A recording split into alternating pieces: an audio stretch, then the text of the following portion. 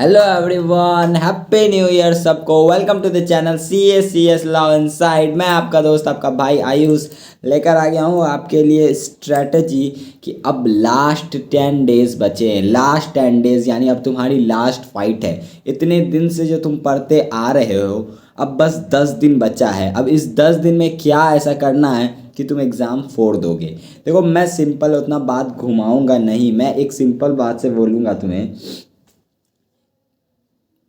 कि अगर तुम ये लास्ट डेज 10 डेज जो हैं तुम्हारे पास, अगर तुम अपने आप को नहीं देते हो तो भैया हार्स है, इसके कॉन्सिक्वेंसेस तुमको एग्ज़ाम में झेलने पड़ेंगे। ये लास्ट 10 डेज बहुत क्रूशियल है क्योंकि यहाँ पर सब कुछ तुम पढ़ के गए बट एग्ज़ाम में जाकर भूल जाओगे, या तुम कुछ नहीं पढ़े हो फिर भी इस 10 दिन में तुमने इतना कर लिया कि तुम पास हो जाओ। तो ये 10 दिन डिसाइड करेंगे तुम्हारे, एकदम समझ लो ये फिनिशिंग लाइन है। सो सब्जेक्ट वाइज पे आते हैं। सबसे पहला जो सबको सबसे ज़्यादा दिक्कत होती है लॉ। वीडियो अच्छी लगी तो भाई लाइक कर देना, एंड चैनल को सब्सक्राइब नहीं किया तो सब्सक्राइब कर लो एंड पूरा देखना भाई। 5-6 मिनट में तुम्हारा कोई लॉस नहीं होने वाला है, वीडियो तुम्हारे लिए ही है। एंड 5-6 मिनट तो तुम भाई रीले स्क्रॉल करने में लगा देते हो। सो देखो, लॉ में कंपनीज एक्ट, शोगा, एलएलपी, आईआरएफ, ये 4 चैप्टर मिलकर होते हैं 54 मार्क्स के। कितने? 54 मार्क्स के होते हैं। ये चारों का वन शॉट मैंने डाल दिया है, जाकर देख लेना, चैनल पे ही है, नोट्स भी दे दिए हैं। तो तुम्हें रिवाइज करना है ये 4 जनवरी तक इन चारों को। जिस दिन तुम 4 जनवरी को ये तुम सारा रिवाइज कर लोगे, 4 जनवरी को ही तुम लॉ में पास तो हो गए भाई, क्योंकि ये 4 मिलके 54 मार्क्स के हैं। तो पास तो तुम्हारा यहीं हो गया। फिर मैं तुम्हें 2 दिन का टाइम दे रहा हूँ। 5th and 6th January Indian contract act, मैंने सारे यूनिट्स डाल दिए हैं इस चैनल पे। बस यूनिट 8 एंड 9 बच गया। 8 आज ही शाम में या कल अपलोड हो जाएगा, एंड 9th भी 5 तारीख से पहले ही अपलोड हो जाएगा, उसकी टेंशन मत लो। बाकी 7 यूनिट्स मैंने इंडियन कॉन्ट्रैक्ट एक्ट के नोट्स प्लस फुल कॉन्सेप्ट करा दिए हैं, चैनल के प्लेलिस्ट में तुम्हें मिल जाएगा। वो 32 मार्क्स का आता है। मैंने जितना करवाया वो सब को टोटल ऐड करो तो 86 मार्क्स का, 86 मार्क्स का तुम्हारा पेपर हो गया। यानी तुम्हें बस 6 जनवरी तक इतना ख़त्म करना है रिवाइज करके। मेरे नोट से करो, अपने नोट से करो, किसी और टीचर के नोट से करो, कोई फ़र्क नहीं पड़ता। मॉड्यूल से करो, कोई फ़र्क नहीं पड़ता। बस फ़र्क क्या पड़ता है भाई? पास होना है। डजेंट मैटर कि कहाँ से पढ़ रहे हो, बस तुम्हें रिवाइज करना है। अपने आप को टारगेट दो कि 4 जनवरी तक ये 4 चैप्टर, आईआरएफ एंड एलएलपी तो बहुत छोटे हैं। कंपनी एंड सोगा को टाइम दो। कंपनी भी ज़्यादा कुछ वैसा नहीं है, थोड़ा सोगा में मानता हूँ थोड़ा ज़्यादा है, बट ये आराम से हो जाएंगे। 3-4 दिन है तुम्हारे पास। एंड इंडियन कॉन्ट्रैक्ट एक्ट के मैंने 2 दिन दिए हैं तुम्हें। ये अगर तुम टोटल कर लोगे 86 मार्क्स। एक चीज़ मैं जो बता देता हूँ, वार्निंग समझ लो इसको, नया पढ़ने मत जाओ। क्योंकि अब तुम अगर नया पढ़ने जाओगे, ना तुम्हारा पुराना हो पाया अच्छे से, ना तुम्हारा नया हो पाया अच्छे से, ना तुम इधर के रहे ना उधर के रहे, एग्ज़ाम में जाके गोबर करके आओगे। इसलिए अब नया कुछ मत पढ़ो, जो तुमने पढ़ लिया है उस पर कमांड डालो। यानी उससे गलती नहीं होनी चाहिए, ये तुम्हारा मेन फोकस होना चाहिए। ये चारों एक्ट, ये 5 एक्ट मैंने करवा दिया है, ठीक है, एंड तुमने रिसेंटली किया है इन 5 को। तो भाई इसको सबसे पहले रिवाइज करके ख़त्म करो और इन पे ही कमांड डालो। क्वेश्चन प्रैक्टिस इनके ही करो, तभी तुम्हारा इन पे कमांड आएगा। अब भाई अगर तुम मान लो तुम सोचोगे कि नहीं ये 2 एक्ट मैं क्यों छोड़ूं, ये दोनों भी मैं कर लेता हूं, बहुत गलत है। क्योंकि अगर तुम ये दोनों करने जाओगे 10 दिन में ये दोनों हो भी नहीं पाएंगे अच्छे से। एंड जो तुम्हारा इधर था उसमें भी तुम्हारा कॉन्फिडेंस नहीं आया, ना तुम इधर के रह पाए ना उधर के रह पाए। और चलो तुमने 10 दिन में ये अच्छा से कर भी लिया तो ये तो सिर्फ 34 मार्क्स के हैं भाई, आने तो इससे 86 है। पास तो तुम्हें यही करवाएंगे, और ये 4 खास। तो इसलिए मैंने बताया है जो प्लान, उसको फॉलो करना होगा तुम्हें। तुम अपना इसमें कुछ एडन अप कर सकते हो, बट जो तुमने किया है पहले उस पर फोकस करो। अब मान लो सपोज करो इनमें से कोई चैप्टर तुमने नहीं किया है, सपोज करो इंडियन कॉन्ट्रैक्ट एक्ट नहीं किया, उसकी जगह नेगो और आईपीए किया है, तो भाई उसके हिसाब से तुम अब शिफ्ट कर सकते हो। बट ये 4 तो करना होगा, ये 4 पास करवा सकते हैं तुम्हें, करवा क्या सकते, यही करवाएंगे भाई। तो ये 4 तो करना होगा। उसके बाद तुम्हें उसके अलावा जो इधर उधर करना है ऐड अप वो करो, बट नया मत पढ़ने जाओ। मैंने बोला है नया मत करो। नया करोगे ना पुराना हो पाएगा ना नया हो पाएगा, बर्बाद हो जाएगा। दूसरा चीज़, क्वेश्चन प्रैक्टिस। बहुत लोग बोल रहे थे क्वेश्चन प्रैक्टिस नहीं हो पा रहा है। भाई क्यों नहीं हो पा रहा है? टाइम तो सबके पास 24 आवर है। मैं एकदम सीधा बोलूँगा भाई, अगर नहीं कर पा रहे हो तो तुम प्रोकास्टिनेशन कर रहे हो, और अभी भी प्रोकास्टिनेशन कर रहे हो तो भाई भूल जाओ जनवरी का तुम एग्ज़ाम पास कर पाओगे। इन सिंपल सा बात है। नहीं हो पा रहा है का क्या मतलब है भाई? तुमको करना है, 24 आवर है, 5 क्वेश्चन तुम्हें सॉल्व करना होगा। भले ही बहुत लोगों को बुरा लगेगा, लेकिन भाई अगर 10 दिन में, अभी भी मैं बोल रहा हूँ, 10 दिन में 5 क्वेश्चन तुम प्रैक्टिस करोगे, 10 × 5 कितना हो गया? 50 क्वेश्चन हो जाएगा। तुम इनफ है कि तुम भाई, हाँ चलो एग्ज़ाम में लिख सकते हो। डायरेक्ट अगर एग्ज़ाम में लिखने बैठे बिना प्रैक्टिस किए, मैंने बहुत को देखा है, बहुत लोगों को ऑफलाइन में, मैं जब जहाँ कोचिंग में जाता हूँ वहाँ मैंने बहुत लोगों को देखा है। मैं जिन लोगों को पढ़ाता हूँ उनको लॉ बहुत अच्छे से आता है, बट जब एग्ज़ाम देने गए तो भाई वहाँ लिखने ही नहीं आता है, क्योंकि राइटिंग प्रैक्टिस ज़ीरो है। तो वो तुम्हारे ऊपर डिपेंड करता है। अगर तुम राइटिंग प्रैक्टिस नहीं करोगे तो तुम नहीं निकाल पाओगे। सिंपल सा बात है। सिर्फ समझने से कुछ नहीं होता, तुम्हें लिखना आना चाहिए, स्पीड मेंटेन होनी चाहिए तुम्हारी। ये तुम्हारी लॉ की स्ट्रेटजी है, 4 जनवरी 5-6 जनवरी।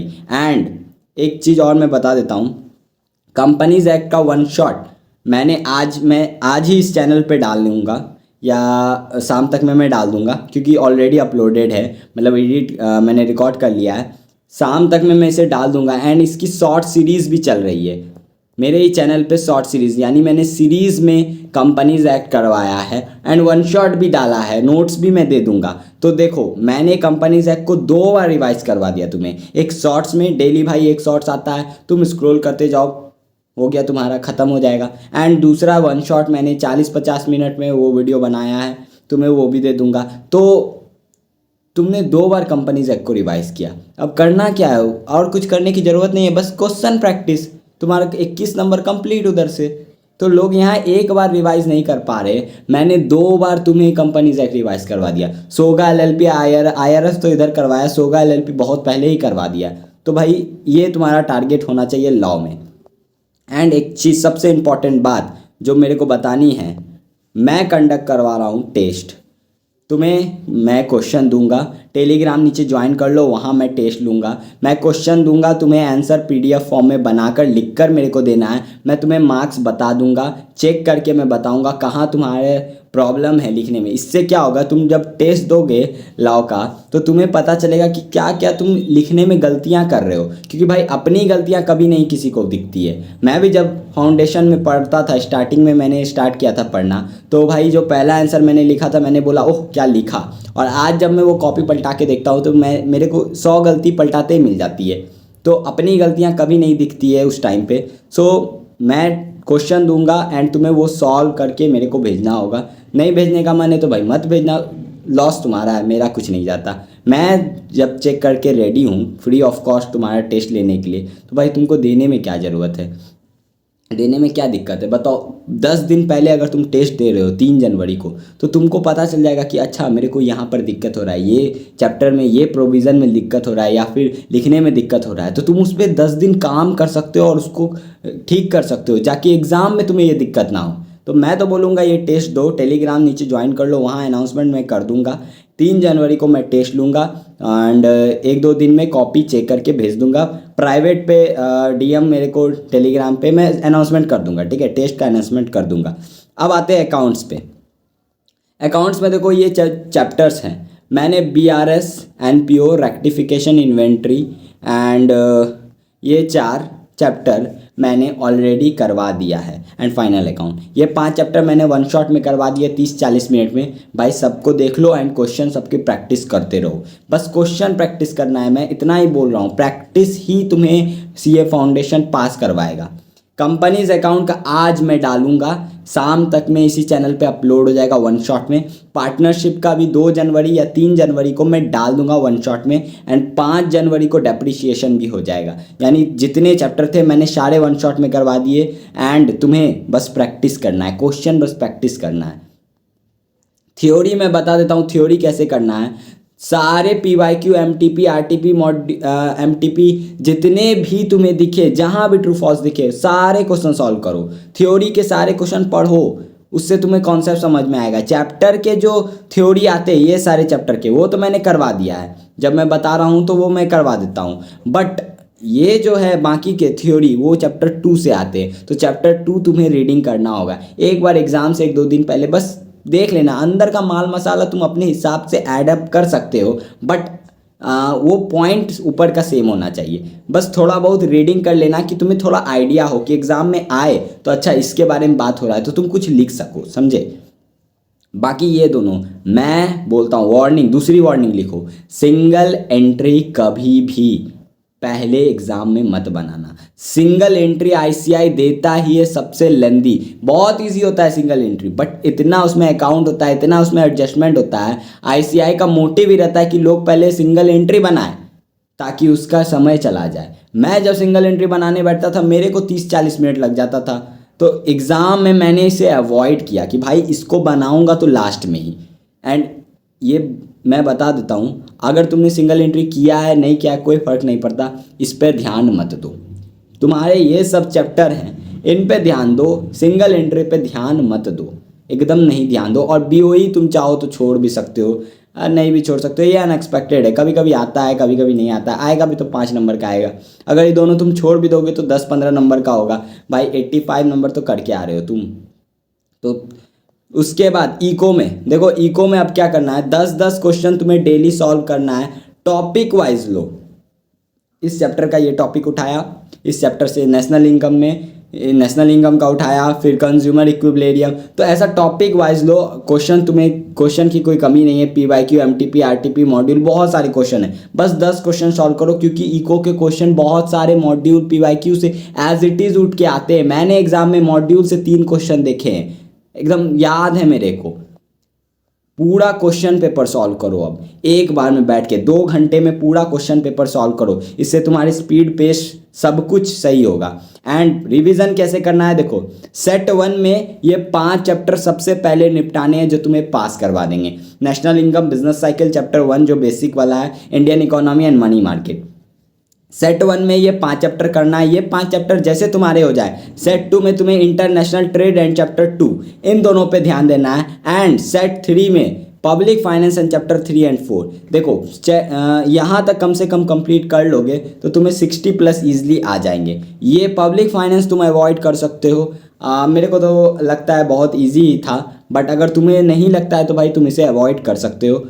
बट ऐसा ही सेट होगा, पहले सेट 1 को रिवाइज करके ख़त्म करो, फिर 2 एंड फिर 3। अब मैथमेटिक्स में आते हैं, इसमें देखो मैथ में फेल होने का रीज़न होता है क्वेश्चन बहुत कम, मतलब टाइम ख़त्म हो जाता है एंड क्वेश्चन आता भी है तो सॉल्व नहीं कर पाते हो, तो इसलिए पहले पूरा क्वेश्चन सॉल्व करो एंड इससे तुम्हारी स्पीड बढ़ेगी। स्पीड बढ़ाओगे मैथ में तभी होगा। मैथ में हार्ड प्लस लेंदी आता है, तो इस कारण से मैथ में होता क्या है, तुम्हारी स्पीड नहीं होती है, तुम्हें क्वेश्चन आते भी हैं बट तुम नहीं कर पाते हो। अपनी स्पीड पे फोकस करो एंड फॉर्मूला सारे पढ़ लो, सारे के सारे फॉर्मूला, जो चैप्टर तुमने नहीं भी किया उसके भी फॉर्मूला एक बार देख के जाओ। क्यों? क्योंकि पूरे डायरेक्ट फॉर्मूला उठ के भी आया हुआ है एग्जाम में एंड उससे 2-3 मार्क्स तुम्हें मिल जाएंगे। डायरेक्ट फॉर्मूला, तुमने जो चैप्टर नहीं भी किया, प्रोबेबिलिटी का चैप्टर नहीं किया, उसका फॉर्मूला खाली देख लो, फॉर्मूला से भी 1-2 क्वेश्चन आ जाता है डायरेक्ट उठ के।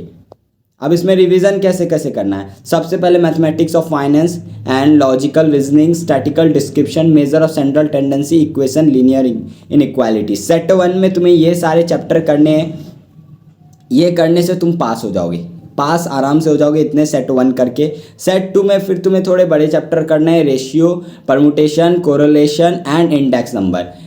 सेट 1 तुम्हें पास करवा देगा, सेट 2 तुम्हें 60+ लाने में मदद करेगा। एक और warning, third warning, calculus avoid करो भाई। 2-3 नंबर का कैलकुलस बस आता है, ज़्यादा से ज़्यादा 4 नंबर का आएगा। लोग इस पर इतना दिमाग ख़राब करते हैं भाई, 4 नंबर का अगर तुम नहीं अटैम्प्ट करोगे तो क्या ही हो जाएगा। 4 नंबर से ज़्यादा आना नहीं है कैलकुलस को, लेकिन भाई इतना ज़्यादा इसमें मटेरियल है, लोग इसमें घुसे पड़े रहते हैं। भाई थम जाओ भाई, जो आता है उस पर ध्यान दो। इसमें देखो स्टैटिकल डिस्क्रिप्शन तो भाई थ्योरी वाला चैप्टर है, इसके नोट्स मेरे पास भी होंगे, अगर तुम मांगोगे तो मैं दे दूंगा, 6 मार्क्स का आ जाएगा।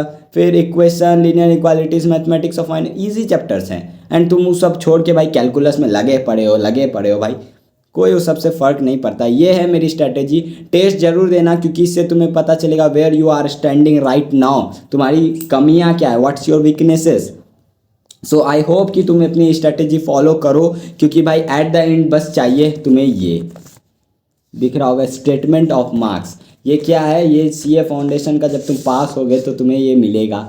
सो एट द एंड मैटर बस यही करता है, उसके अलावा और कुछ नहीं करता है। बस ये किसी भी तरह कमाना है भाई। जिस दिन ये तुम्हारे हाथ में आएगा उस दिन तुमको लगेगा कि नहीं, मेरा हार्ड वर्क पे ऑफ किया है। सो मिलते हैं नेक्स्ट वीडियो में, एंड चैनल से जुड़े रहो। थोड़ा सा लेट हुआ, मेरे को समझ में आता है, मेरी गलती थी क्योंकि थोड़ी सी थ्रोट में प्रॉब्लम था, बट अभी रेगुलर हूँ। एंड तुम लोग बस पढ़ाई पे ध्यान रखो एंड इधर उधर की वीडियोस मत देखो। मिलते हैं नेक्स्ट वीडियो में, तब तक के लिए टाटा बाय बाय।